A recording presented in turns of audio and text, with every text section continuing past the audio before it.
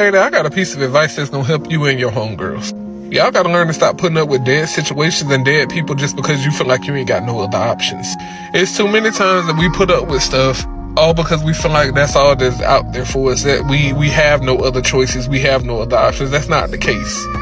Sad as it is, sometimes you just got to learn to wait on stuff, because anything good worth having is good to wait for, and sometimes you gotta wait by yourself. You do not wait in these toxic, disrespectful relationships and situations just because you're waiting on something better. We don't wait for better by sitting with worse. We wait for better by freeing ourselves of everything negative so that by the time the good get here, you can receive it. Because if you always hanging around dead people, dead situations, you will never flourish. You will never live. You got to separate yourself from this foolishness so you can grow. Hello, somebody. That's it. That's the post. Hey there. Stop waiting on people to give you permission to step out on faith. Stop waiting for people to give you their approval before you do what it is that you want to do. And stop waiting on everybody's support before you step out and take their risk. Do what's best for you regardless of what everybody else thinks. Because you're the author of your own story. And at the end of the day, when you make the decision that you think is best for you, everybody not going to be happy for you. So, they don't have to be. They don't have to be happy for you. You be happy for you. Sometimes you gotta go through some stuff, and sometimes you gotta go to next levels without the people that you thought you was gonna carry with you all your life. Stop. I'm talking to somebody. Stop waiting. Just take that risk. Step out on faith. Fly high, butterfly. That's it. That's the post. Yeah, we got to do a better job of not letting other people control our happiness and our peace. Too many times we have so much love and compassion for other people that we let how they think and how they feel about us dictate how we feel about ourselves. You should never, ever, ever let another person dictate how you think or feel about you. Because at the end of the day, who are you living for?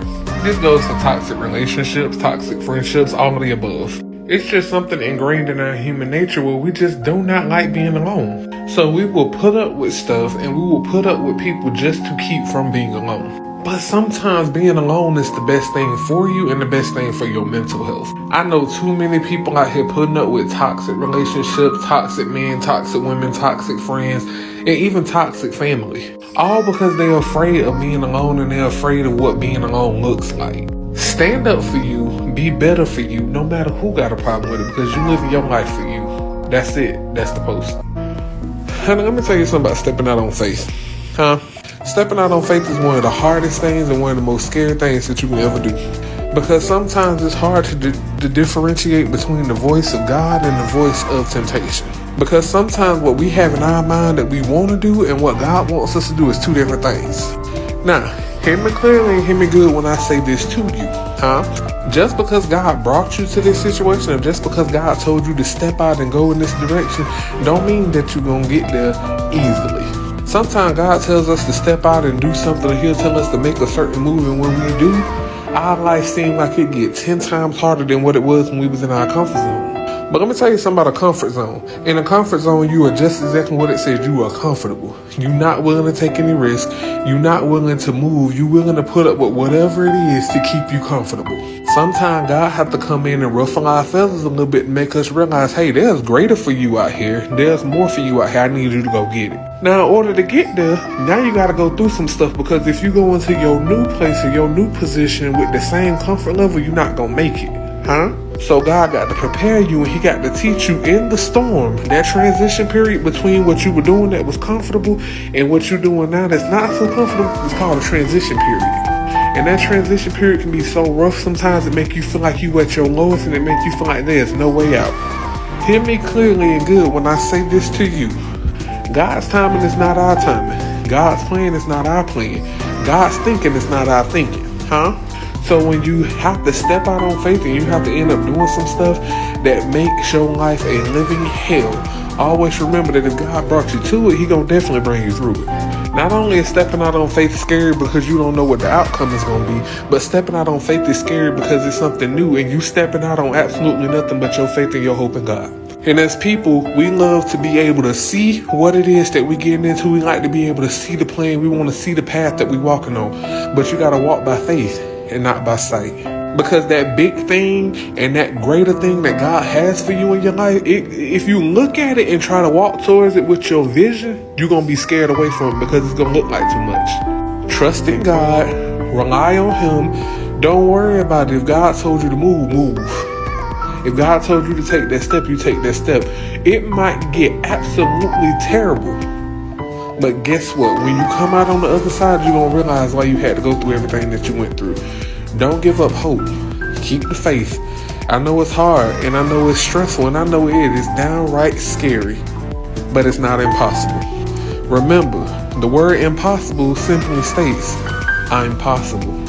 That's it. That's the post. I don't know who needs to hear this, but depression is not just sadness. Depression is the fight sometimes just to get up out of bed in the morning. Depression is the fight to socialize and interact with people throughout the day, knowing that on the inside you fight an internal battle. Depression is the fear of not knowing what's going on and the fear of losing control of your own life. Depression is overeating to find that sense of fulfillment that you've been looking for all this time. Depression is drinking uncontrollably so that you can numb the pain. Depression is the fight of your life and the fight for your life. Again, depression is not just sadness. If you are somebody out there that's struggling with anxiety or depression or any type of mental illness or mental sickness, I just want you to know that I see you, I hear you, and I feel you. You are loved, you are important, you matter, and even though everything may seem rough and look rough right now, don't you dare give up. Don't you dare stop fighting. You keep on pushing, you keep on fighting because you matter, you mean something. The fact that you're still here on this planet means that you're supposed to be here. You will come out on the other side victorious. I believe that. I know that. If you know somebody that is struggling with depression or anxiety or even PTSD, share this video with them and check on your people. You never know. You never ever know what it is that people are going through. I love y'all so very much. I hope y'all have a wonderful rest of your day, and I hope this message was able to help somebody. Bye, y'all.